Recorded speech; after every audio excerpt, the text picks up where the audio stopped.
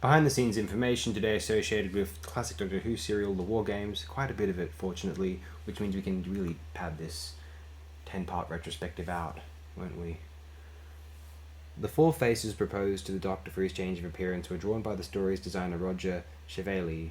The script of the episode confirms, as the episode's dialogue indicates, that 5 faces are proposed to him. The one deemed too young by the Doctor is not shown. None of the faces shown resemble the actual third Doctor, as John Pertwee was not cast in the role until production of this serial had concluded. Clips were used in episode 10 from The Web of Fear, The TARDIS in Space, Fury from the Deep, The TARDIS Landing in the Sea, and The Wheel in Space, Wheel Exterior. The story title, episode number, and writer's name credits for each episode are shown over a stock footage montage of explosions and gunfire. The German soldiers in the 1917 war zone are seen wearing spiked helmets, despite such helmets being put out of use in 1916. The space/time machines that the War Chief provides for the games are only named Sidrat once, in episode 7 when it's pronounced Sidrat. The acronym is never explained on screen, but Malcolm Hulke's novelization of the story reveals it to stand for Space and Intertime Directional Robot All-Purpose Transporter. Sidrat is TARDIS spelled backwards. Producer Derek Sherwin's then-wife Jane Sherwin appears in the role of Lady Jennifer Buckingham. She was cast at the suggestion of David Maloney.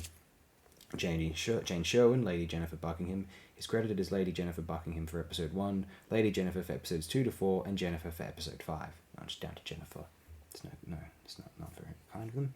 David Saville, Lieutenant Carstairs, is credited as Lieutenant Carstairs for episode 1, Lute, as in L-I-E-U-T, full stop, Carstairs for episodes 2 and 3, and Carstairs for episodes 4 to 9. He is billed as Lieutenant Carstairs in Radio Time for episodes 1 to 3.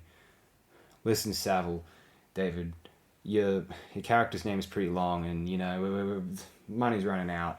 And, it turns out it does save a fair amount of money to remove characters from the end credits, so... yeah, sorry, mate. Michael Napier Brown is credited as Arturo Villar for episode 8 and Arturo Villar for episode 9. Napier Brown, sorry, mate.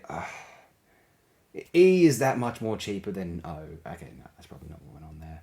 Neither case is what probably went on. We're just being very, very, very silly. Freddie Wilson, Quark.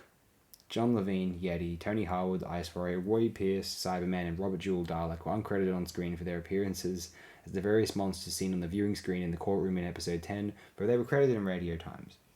The Dalek model is of the type used since The Chase, while the Cyberman is from their then recent return in The Invasion.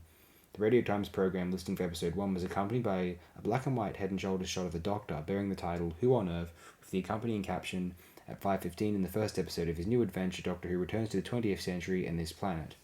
That for episode 7 bore another different black and white head and shoulder shot of the Doctor bearing the title Adventures in Time, with the accompanying caption, at 5:15 Doctor Who and his friends face fresh opposition as they continue their journey through the centuries. Symbolically more so.